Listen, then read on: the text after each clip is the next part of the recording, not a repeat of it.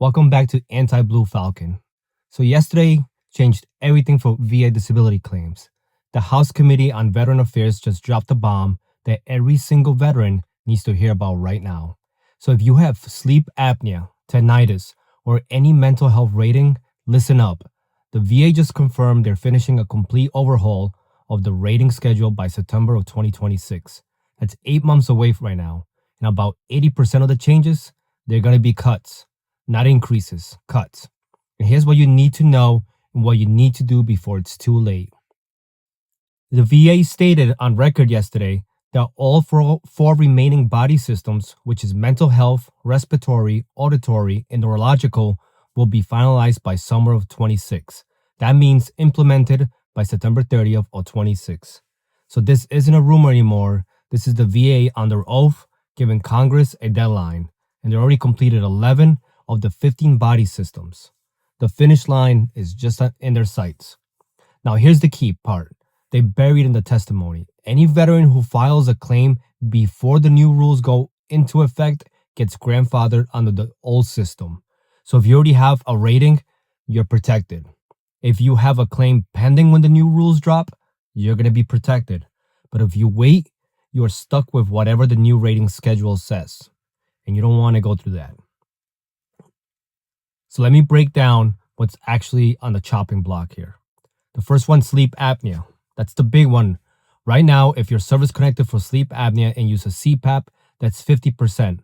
Under the proposed changes of the VA, if the VA decides your CPAP is adequate treating your condition, they can drop you to 0% or maybe 10%. That's $1,075 per month difference at the 50% level. Just gone. Just because you're using that machine they told you to use. One of the representatives brought this up specifically in the hearing. He asked point blank, why sleep apnea? The VA's response was, careful. They talked about adequately treated conditions. That's code for lower ratings. Now, tinnitus. It might disappear entirely. The proposal on the table eliminates tinnitus as a standalone rateable condition. Right now, tinnitus is a guaranteed 10% of its service connected. Under the new system, it can be folded into other auditory conditions or removed completely. So think about that. One of the most common veteran conditions, especially as a combat MOS, is going to be going as a standalone rating. Mental health, that's a mixed bag. The mental health changes are tricky. The VA is moving to the DSM-5 standards, which sounds good, but the catch is they're adding a multi-dimensional approach. That requires you to prove impairment across 5 specific functional domains: cognition, self-care, social interaction, and others. If you can't document problems in those exact categories, even if you're clearly struggling, you might not qualify for the rating level you deserve. It's more hoops to jump through, more clinical, and more evidence required. The one positive, they are removing the requirement to prove total occupational impairment to get 100% for mental health. That's huge for veterans who are still working but severely impacted. Neurological conditions. The neurological updates are removing subjective language like mild, moderate, or severe, and replacing it with objective clinical testing requirements. Sounds more scientific, right? The problem is that it shifts the burden entirely onto medical evidence. If your doctor didn't run the exact test the VA requires, your claim could get denied, even if everyone agrees you have the condition. You need to understand what's driving this. The VA hasn't done a complete overhaul of the rating schedule since 1945. That's over 80 years. They're calling this modernization to reflect current medical science, but what they're not telling us is loud and clear. They're also basing this on earnings loss studies. They are supposed to measure how much your disability actually reduces your earning capacity in civilian jobs. The problem, the last real earning loss study was published in 2008 using data from the 90s. They're making massive decisions based on 30-year-old information about the job market. Think about the inflation increase. The new studies they're running won't be public, and they won't be transparent and won't include critical populations like women veterans.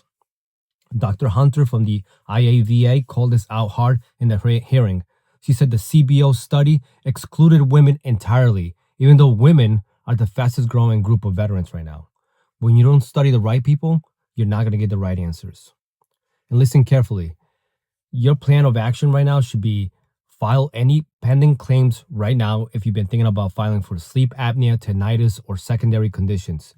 Do it before September 26. Claims filed before the deadline get evaluated under the current rules, even though they take years to process. So do that intent to file. Step 2, file secondary conditions. PTSD causing sleep apnea, back pain, causing depression. File those secondary connections right now. The new system is tightening what qualifies as a service connected. Then lock in your medical evidence. Document how your conditions affect your daily life. For mental health, make sure your records show impacts on cognition, self-care, social functioning. Those are the new measurement domains. Build a file now. Don't wait for the VA to ask. And step 4, protect your existing ratings. Already rated. You're protected. These changes only affect new claims, but be careful. Filing for an increase after September this year could trigger a complete reevaluation of your record under the new system.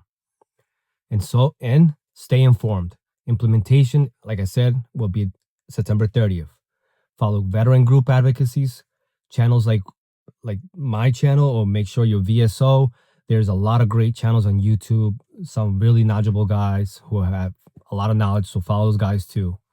So I'm not trying to sugarcoat what happened at yesterday's hearing. It was like a warning shot. The VA is moving forward with these changes, whether we like it or not. Congress asked tough questions, but nobody stopped the train pretty much. The good news, like I said, we have time. We got 8 months is enough to file claims, gather evidence, and get protected under the current system, but only if you act. Don't let this be the thing you look back on in 2027 and wish you'd taken things seriously. The difference between filing now and filing later could be thousands of dollars a year for the rest of your life. And like I said, if you need help, reach out to a VSO, reach out to an accredited agent, or drop questions in the comments. I'm going to try to keep covering all these hearings as they happen, just so everybody stays updated. It's going to be like one of my things now. I'm working to transition to a mental health therapist for veterans. So my goal is to knowledge myself as much as I can to help the people I'm going to be helping, and of course, helping everybody on here. And again, plenty of YouTubers on here that are veterans, have a lot of experience with the system. Some of them have worked for the VA. Those guys are full of great knowledge. Watch their videos too. I learned a lot from them. So just don't stick to my channel. Just go watch those guys too. Thank you, everyone. Have a blessed day and keep looking out for each other.